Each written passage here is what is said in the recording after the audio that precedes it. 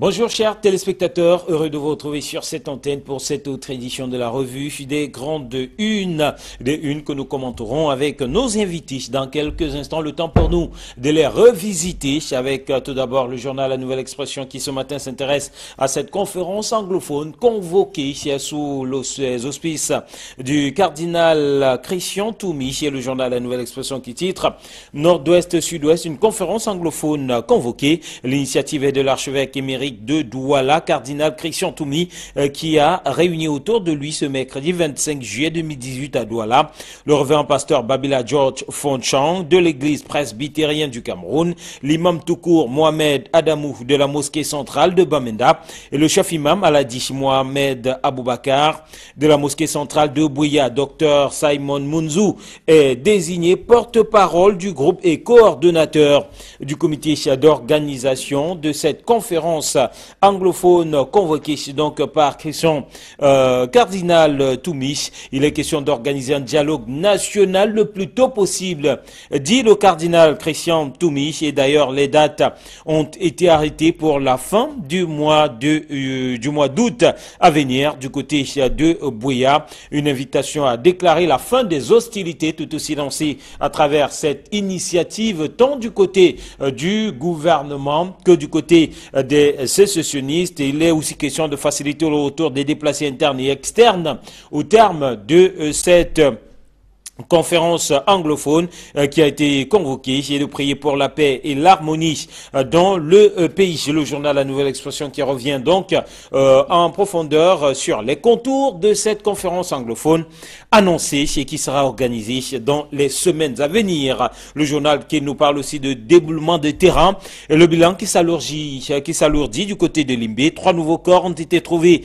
à la suite des fouilles organisées par la communauté urbaine de Limbé et les riverains dans la journée du mercredi 25 juillet 2018, des corps retrouvés notamment au quartier Bonjo, non loin de Downbeat à Limbé, à la suite des pluies diluviennes qui se sont abattues sur la cité balnéaire le mardi dernier et de l'éboulement qui a suivi, éboulement qui a donc englouti une maison, un domicile et ses habitants. 4 corps donc déjà retrouvés au total, nous dit La Nouvelle Expression qui rappelle que les fouilles se poursuivent dans les décombres et que d'autres corps pourraient être retrouvés. La Nouvelle Expression qui regrette dans ses colonnes l'absence d'une unité des sapeurs-pompiers dans la ville de Limbé et qui constate que pour des interventions de ce type, il faudrait pour les sapeurs-pompiers partir des différentes unités de Douala pour intervenir.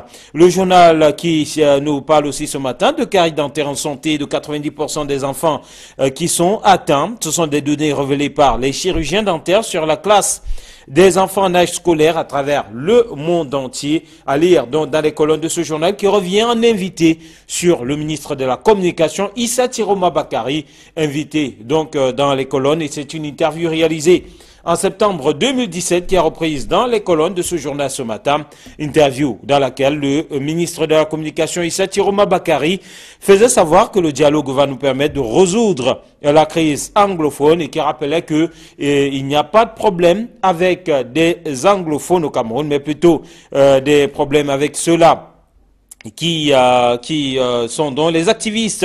Le ministre qui avait donc dit à son ton toutes ces paroles revenant sur la crise anglophone. Interview en tout cas retrouvée à la page 9 de La Nouvelle Expression ce matin qui nous parle de Camtel et de Gamba Noutsiri, l'ancien directeur général qui a été acquitté, l'ex-DG et son co-accusé qui ont restitué le corps du délit. Il reste cependant sous la main de la justice. Le quotidien de l'économie ce matin titre sur le management et notamment le cumul de fonctions à risque au niveau de la Sonatrel. Le statut de tutelle technique et président de conseil d'administration du ministre de l'eau et de l'énergie à la Société nationale de transport de l'électricité. Sonatrel compromet l'esprit de transparence et de performance espérée des lois du 17 juillet 2017 sur les entreprises et établissements publics. Le journal consacre donc toute sa colonne de la page 2 à cette information revenant donc sur ce conflit d'intérêts finalement avec donc ce cumul de fonctions qui se présente finalement comme un risque. Problème anglophone à la page 4 du quotidien de l'économie. Patrick Ekema décèle les banques du côté de Buea. Lui qui avait scellé ses banques comme plusieurs autres établissements commerciaux au lendemain de l'observation par ces entreprises du mot d'ordre de ville morte lancé par les leaders sécessionnistes. Une observation qui n'avait pas été du goût du maire de la ville de Buea qui avait donc décidé de sceller ces établissements pour avoir suivi ce mot d'ordre. Le journal, le quotidien de l'économie qui nous fait savoir que il est revenu sur sa décision en décelant les banques du côté de Buea. Le Messager, ce matin, titre sur les inondations dans la ville de Douala.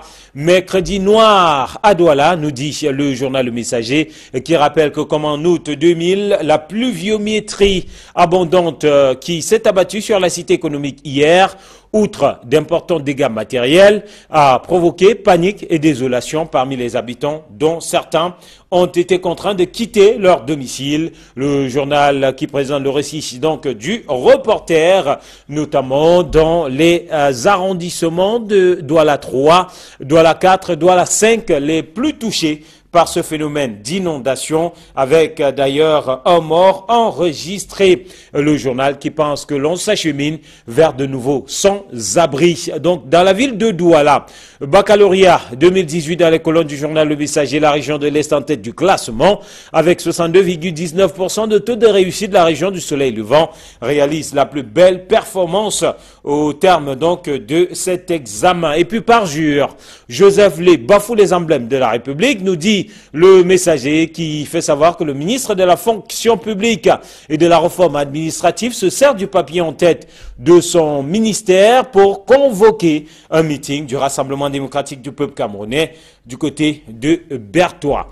Mutation s'intéresse ce matin aux régions du nord-ouest, du sud-ouest et de l'extrême nord, et il n'y a pas de l'Organisation des Nations Unies qui accuse le haut commissaire des Nations Unies aux droits de l'homme, se dit préoccupé par la persistance d'informations faisant état des violations et abus commis dans ces régions. Zaïd Al-Hussein déclare que le gouvernement n'a pas permis au bureau local de l'ONU de vérifier ces informations. Et le journal qui pense que l'on s'achemine vers un nouveau dialogue de sourds entre les deux parties, à lire à la page 5 de ce journal, qui nous parle aussi de la conférence sur la crise anglophone et le cardinal Christian Toumi qui s'engage pour la paix, lui qui lance donc cette conférence anglophone. Le journal L'Indépendant parle de la réhabilitation du tronçon routier sur la pénétrante est de Douala et parle d'accords occultes et de corruption au menu. Dans son rapport, la sous-commission de passation de ce marché propose l'octroi des travaux pour sa réalisation à son favori, la société chinoise Weta CRC, entre rétrocommission et conclusion.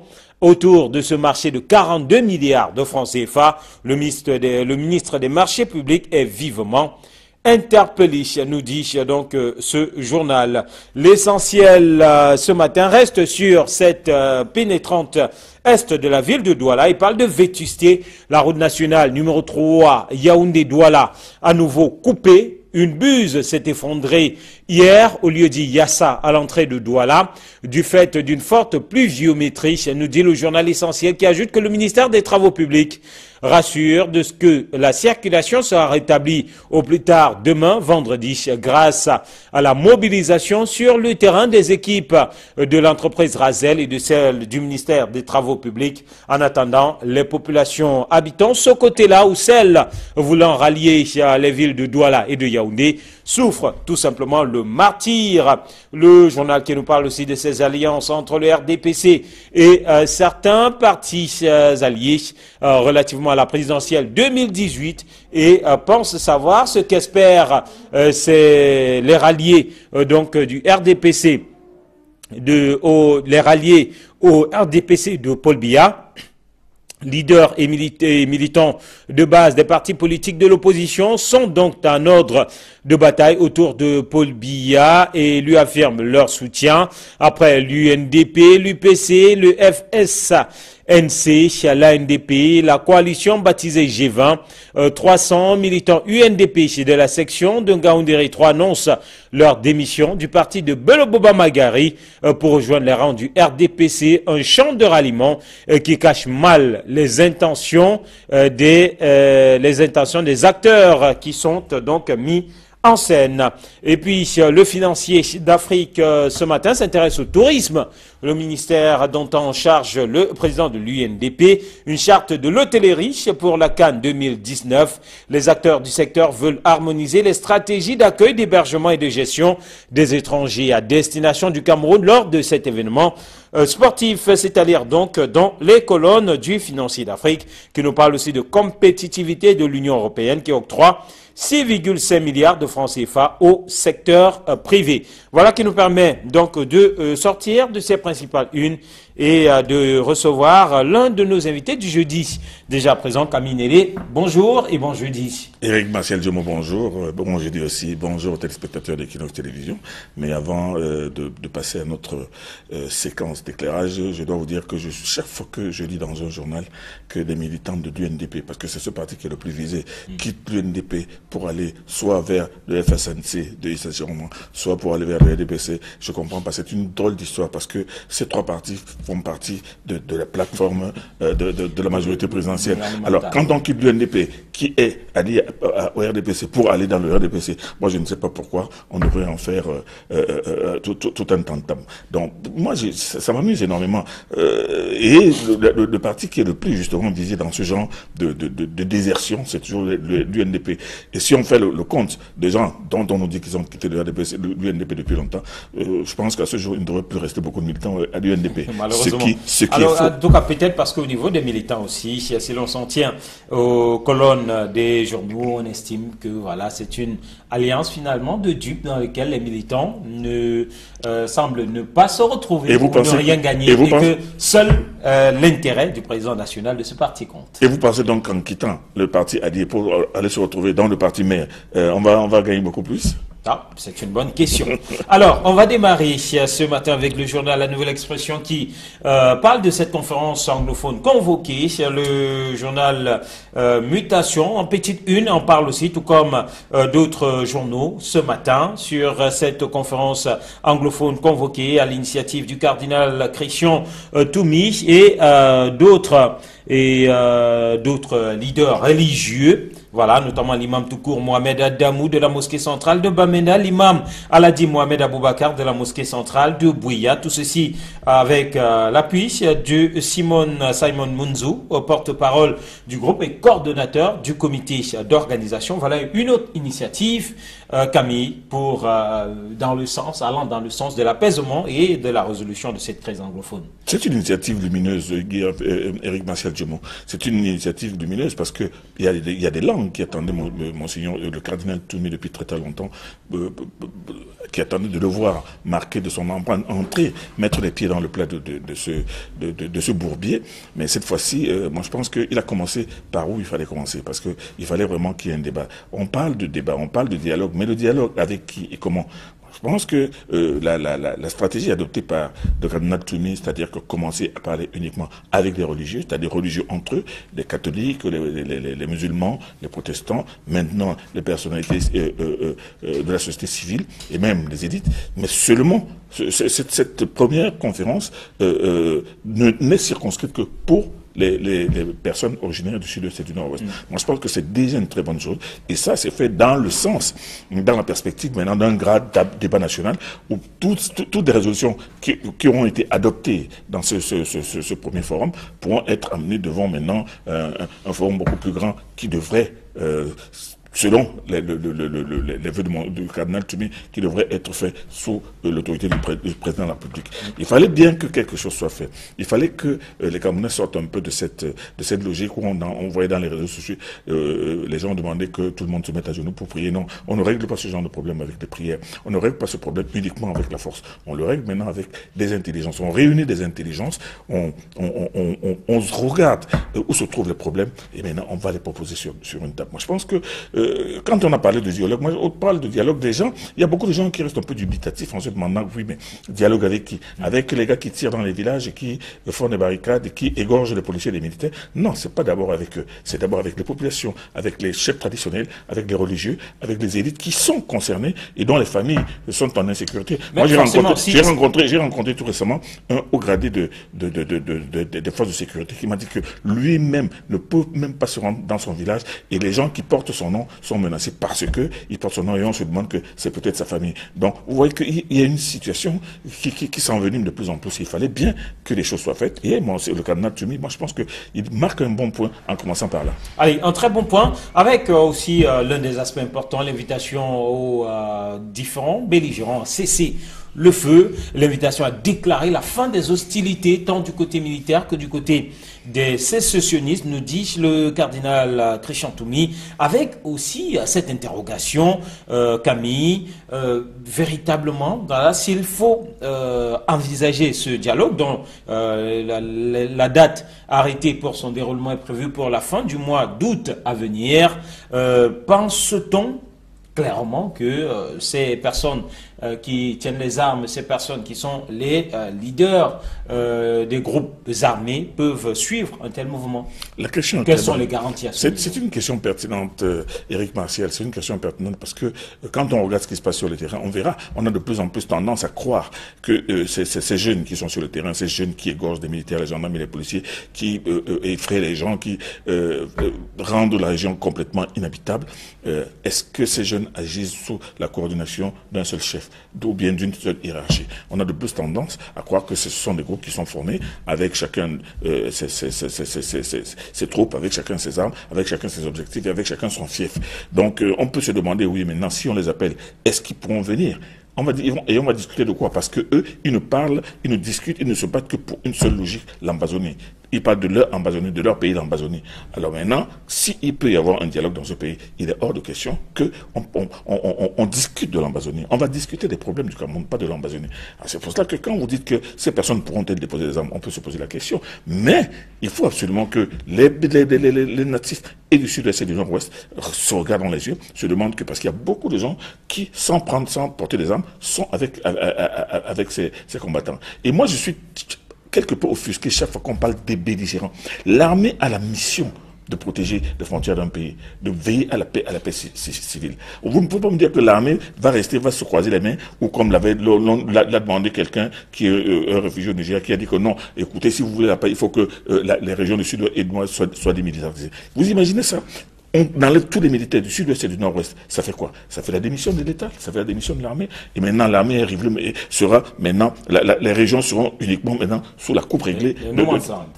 Or, le problème, ce n'est pas de considérer l'armée comme un belligérant de l'autre côté et les sécessionnistes comme des belligérants. Moi, je pense que, comme est en train de faire Monseigneur Tumi, le cardinal Tumi, il faut d'abord que les gens parlent, se regardent, circonscrivent les problèmes et maintenant, à demande du chef de l'État, parce que le chef de l'État, il faut aussi le dire, jusqu'à présent, ne s'est pas personnellement réellement impliqué dans la résolution de cette crise anglophone, parce que beaucoup s'attendaient à ce que le chef de l'État appelle les gens, demande aux gens de s'asseoir, de venir même autour de lui. Bon, il ne l'a pas fait jusqu'à présent. On peut même se demander, est-ce que lui-même, le cardinal Tumi, ne le fait pas, peut-être après avoir discuté avec le chef de l'État, mais il faut absolument que le président Paul Biya mette son doigt dans cette affaire, parle aux gens lui-même. Parce que vous savez très bien que l'histoire retiendra aussi de lui qu'il n'a pas, voici 36 ans, il n'a pas beaucoup parlé avec et son peuple et ses oppositions et les personnalités de son pays. Donc, une fois de plus, moi je pense que le problème est devenu tellement grave qu'il faut vraiment que Paul Biya, cette fois-ci, mettre la main à la pâte personnellement avec Monseigneur le cardinal Tumi et toutes les autres forces vives de ce pays. Sinon, on ne sortira pas de l'auberge. En même temps, en termes de propositions, là on est sur les projections. On ne devrait pas s'attendre à ce que le miracle se fasse en termes de propositions.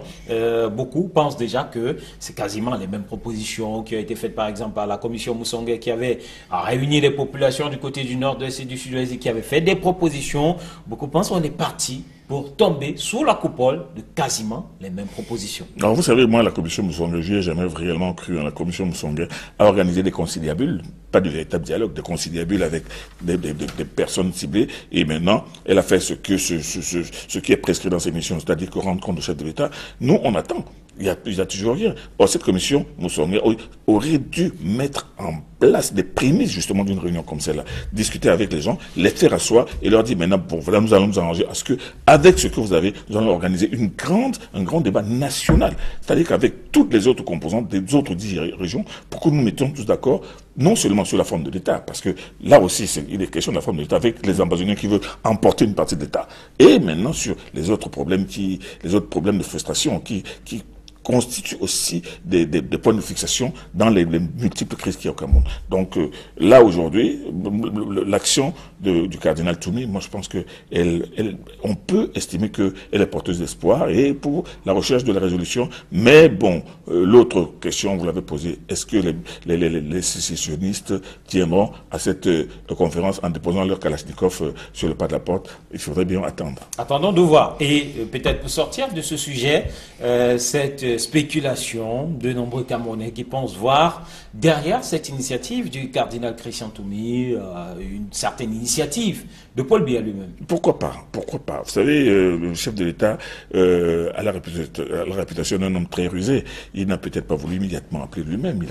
Il peut très bien se mettre d'accord parce que Monseigneur Toumi, là aussi,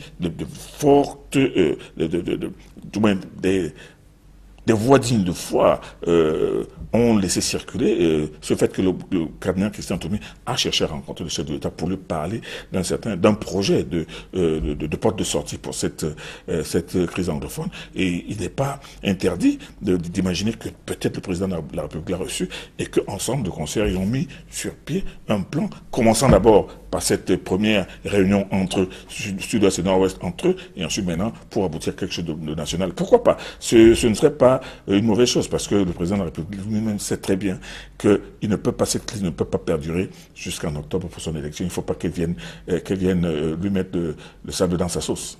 Absolument. Alors, on va poursuivre cette fois-ci avec ces inondations à Douala, tout comme dans plusieurs autres parties du Cameroun. Le journal Le Messager, d'ailleurs, en parle, tout comme le journal La Nouvelle Expression, Mutation. En tout cas, ils sont nombreux les titres qui sont revenus donc sur ces inondations qui secouent actuellement le Cameroun. Mutation nous parle de 4 morts du côté de Limbé, revenant sur ces inondations. À sa page 4, à sa page 2, La Nouvelle Expression nous parle du bilan qui s'alourdit du côté de Limbé, et Le Messager qui cette fois-ci lui parle de Douala avec donc mercredi noir observé à Douala, inondation, un mort enregistré et surtout donc de nombreux déplacés vers de nouveaux sans-abri, nous dit le journal Le Messager. L'essentiel lui parle de la vétusté de la route nationale numéro 3 Yaoundé-Douala, une route qui est à nouveau coupée en raison de ces fortes pluies. On va dire, les années se suivent finalement à ce niveau et se ressemblent, tout comme les titres se ressemblent à cette période de fin du mois de juillet, début du mois d'août. Les années se suivent et se ressemblent, mais nous sommes curieux de réaliser que ceux qui nous gouvernent, ceux qui dirigent nos villes, ceux qui dirigent nos communes, nos régions, ne savent toujours pas prendre le devant et prévoir ces fins de mois de juillet, juin, juillet, où les pluies s'aggravent toujours et deviennent toujours terrifiantes. Et mercredi, hier, c'était tout simplement l'apocalypse. Et moi, hier soir, sur mon lit, j'ai pensé à une chose. Si les observateurs de la CAF étaient arrivés entre Limbe et Douala hier, qu'est-ce qu'ils auraient pensé? Ils seraient rentrés rapidement chez eux, puisqu'il n'y avait même pas de moyen de communiquer. Il y a des gens, j'ai un ami, Roland Tankap, qui a quitté Douala hier à 10h pour aller à Yaoundé. Il me dit qu'il vient d'être sur la route maintenant à 20h. 10 heures, il a passé 10 heures en route parce que la route était bloquée. Imaginez. Donc, ce qui se passe aujourd'hui, moi je pense que c'est de l'imprévoyance, c'est la façon assez cavalière pour les responsables des travaux publics et même les autres de ne pas régler ce problème des infrastructures. Regardez, voilà une fois de plus la route Douala-Yaoundé, la route qui relie la capitale économique à la capitale politique qui est coupée en deux une fois de plus. Imaginez le flux des gens qui sur cette route chaque jour. Et maintenant, quand elle se coupe, pourquoi? À cause d'une buse. Et on sait très bien que le problème des buses s'est posé pour la dernière fois et de façon dramatique avec... De façon catastrophique. Catastrophique, d'ailleurs, qui a même été l'une des raisons de l'apocalypse des écarts. Alors, les gens n'ont pas tiré toutes les leçons. Le ministre des Travaux publics à cette époque avait dit que non, toutes ces buses-là allaient être rénovées et tout ça. Mais depuis, ça fait déjà 2 ans. Il n'y a rien. Voilà encore une buse qui vient de couper la route en deux. Allez du côté de Bonabéry à Mambanda. C'est-à-dire qu'il y a des quartiers ici à Douala qui sont complètement inondés. Et je vais vous dire, à l'occasion de cela, il y a même une nouvelle profession. Il y a des gens qui portent des gens sur leur dos pour traverser, pour sortir des quartiers ou bien pour atteindre la route. C'est tout simplement hallucinant. Dans un pays dont on nous dit que l'émergence à l'horizon 2035, dans un pays qui doit abriter la Coupe d'Afrique dans 10 mois, non, attendez, ça fait rêver, ça donne envie de grimper au mur. Voilà, mercredi noir à Douala, vous partagez cette une du journal Le Messager. Absolument, absolument. Ce journal décrit exactement ce qui s'est passé à Douala. Et pourtant, même les autorités de Douala savent très bien que au mois de juillet, c'est pas facile à Douala. Mais qu'a-t-on fait? Que fait-on pour prévenir cela? Que fait-on pour éviter qu'il y ait d'autres catastrophes comme ça? La communauté urbaine? Par exemple, je pointe aussi un doigt sur cette communauté urbaine qui certainement ne réalise pas qu'il y a des choses à faire avant la fin, le mois de juillet de chaque année. Voilà. Et les autres journaux, Nouvelle Expression, Mutation, parlent de Limbé, le bilan qui s'alourdit. Nous dit la Nouvelle Expression, 4 morts, nous dit Mutation. C'était du côté de Bonjo, non loin de Down Beach. 4 morts suite à un éboulement et toujours suite à ces inondations. Les images ont défilé de façon permanente sur les réseaux sociaux hier, voir Limbé avec l'eau qui est en train de déferler, avec l'Amazon qui tombe, avec des gens qui sont en train de nager, d'autres personnes qui sont en train d'essayer de sauver ce qu'ils peuvent sauver. Non, c'est pas possible. Il y a quelque chose qui ne va pas. Et vous allez dire que c'est uniquement parce que la nature est trop forte. Non, la nature n'est pas trop forte. Moi, je pense que ce sont les gouvernements de ce pays qui ne prennent pas suffisamment à cœur la résolution ou bien qui ne prévoient pas suffisamment ce qui peut arriver dans 2 mois, dans 3 mois. Gouverner, c'est prévoir. On sait très bien qu'il y a une forte pluviométrie entre les régions du sud-ouest et du littoral pendant cette période-là. Que fait-on pendant toute l'année, pendant les saisons sèches? Vous imaginez que, vous savez, qu'il y a des zones où c'est maintenant qu'on entreprend de faire des réparations. On ne peut construire quoi de solide sous la pluie? Alors qu'on a laissé 9 mois passer où il y avait du bon temps, où on pouvait faire des choses. Et maintenant, on se met à pleurer avec les autres, à lamenter que la nature est trop sauvage, la nature est trop forte. Non. Moi, je pense que c'est une question de gouvernance, et de gouvernance assez timorée. Voilà, absence d'anticipation, direz-vous, absence de prévision au niveau des gouvernants. Le journal Le Messager qui nous parle aussi de ce fait passé inaperçu pour certains, mais ce parjure, en tout cas, parjure tel que titre Le Messager, Joseph Lé qui bafoue les emblèmes de la République. Le journal pense ainsi parce que le ministre de la fonction publique et de la réforme administrative a utilisé le papier en tête de son département ministériel pour convoquer un meeting du RDPC du côté de Bartois.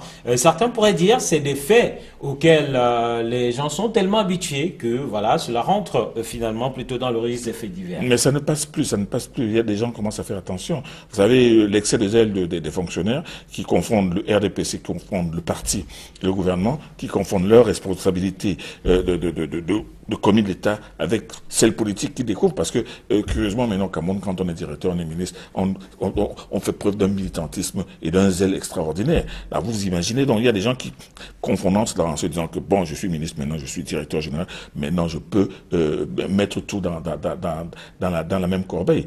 On ne peut pas, il est militant du RDPC, il en a le droit, personne ne lui dénie ce droit, mais il ne peut pas convoquer un meeting du RDPC avec les papiers en tête de son gouvernement. Ce genre de petites choses, ce sont des maladresses. Sous d'autres cieux. Sous d'autres cieux. Ah, mais sous d'autres cieux, vous imaginez bien le tollé que cela produit. Mais ce sont des maladresses qui sont malheureusement courantes au Cameroun. Et on a que nos yeux pour pleurer et bien entendu nos yeux pour rire jusqu'aux larmes. Parce que ce genre de choses, pour un monsieur qui a quand même été au sommet du palais des Sourdis pendant longtemps, qui se retrouve ministre aujourd'hui, qui oublie de faire la différence entre les papiers qui doivent annoncer un meeting de RDPC entre l'entête du RDPC et l'entête de son ministère, c'est quand même un peu trop. Allez, c'est quand même un peu trop. Et puis, on va sortir avec le journal Mutation qui, lui, ce matin accuse, fait titre sur l'ONU, l'Organisation des Nations Unies qui accuse relativement aux régions du nord-ouest, du sud-ouest et de l'extrême nord. Le journal qui revient donc sur le haut commissaire des Nations Unies aux droits de l'homme qui se dit préoccupé par la persistance d'informations faisant état des violations et abus commis dans cette région et surtout de ce que les fonctionnaires de l'ONU n'ont pas eu accès à ces zones pour pouvoir vérifier un certain nombre d'informations sur ces abus et l'ONU, voilà, qui, une fois encore, pointe du doigt le Cameroun. Et leur principale source, ce sont les réseaux sociaux. Moi, vous savez, quand moi je vois ce genre d'accusation, je ne suis plus amusé, ça ne donne plus envie de rire. Parce que l'ONU, une organisation comme celle-là, ne devrait pas demander d'avoir des preuves. Elle devrait descendre sur le terrain, elle a les moyens de descendre sur le terrain, elle a les moyens de... Malheureusement, aussi bien cette organisation, cette excroissance de l'ONU qui est ici, qui est là pour observer, qui sait très bien, qui voit tous les jours les militaires et les gendarmes et les policiers qui sont égorgés, pourquoi est-ce qu'elle ne dénonce pas? Elle dénonce seulement les abus. Mais les abus de qui? Parce que quand elle parle d'abus, elle parle d'abus des militaires. Et quand elle parle de l'extrême nord, c'est à propos de cette fumeuse vidéo dont eux-mêmes ils ont les moyens de vérifier. Ils ont les moyens de vérifier. Ils savent très bien que cette vidéo a été tournée par des activistes maliens. Ils le savent. Mais seulement, ils font tout pour ne pas faire semblant. Même si le Mali, on a parlé du Mali qui a démenti. Le Mali a démenti, mais seulement qu'est-ce qu'on demande? On demande au Cameroun de prouver quoi? C'est la personne qui accuse qui doit prouver. C'est pas celui qui est accusé. Vous comprenez? Dans cette histoire-là, vous n'avez qu'à regarder et vous vous poserez la question de savoir pourquoi est-ce que ces militaires tirent sur les femmes à l'extrême nord? Pourquoi? Est-ce qu'on a entendu un jour que les militaires ont tiré sur les femmes? Non. Ce n'est qu'au Mali, justement, qu'il y a un problème où des groupes armés étaient en train de massacrer les Peuls. Et même dans la bande originelle de cette vidéo que moi j'ai obtenue, vous entendez quelqu'un qui me voit off, qui dit, qu'est-ce que vous voulez? Vous voyez les Maliens, on tue les Peuls au Mali. C'était contre le gouvernement malien. Maintenant, nous avons les moyens de recouper cela. Nous avons même le moyen de descendre, rencontrer le gouvernement malien. Mais seulement quand l'ONU commence à dire que non, des bavures, des massacres à l'extrême nord, non. Cette affaire ne s'est pas passée à l'extrême nord et moi je pense que le gouvernement ne le dit pas suffisamment. Et moi je dis que j'ai été un peu contrit quand le ministre de la Communication, qui a bien voulu faire une communication sur cela, essayer de donner la part de vérité, a commencé par dire que le président de la République a ordonné une enquête, mais seulement nous adressons les condoléances aux familles éprouvées. C'est quelle famille? Les familles maliennes? Vous comprenez? Moi, je pense que dans cette histoire-là, justement de cette vidéo, je pense que le gouvernement, je pense que les autorités de l'armée ne font pas beaucoup d'efforts pour éclairer suffisamment les gens et dissiper ce doute qui empoisonne l'atmosphère. Parce que ces Américains qui ont les moyens de constater, parce que eux, ils ont les moyens de constater. On nous dit qu'ils ont des satellites. Pour une histoire, on nous reçoit aujourd'hui une histoire que l'on dit, c'est passé il y a 4 ans. Non, attendez.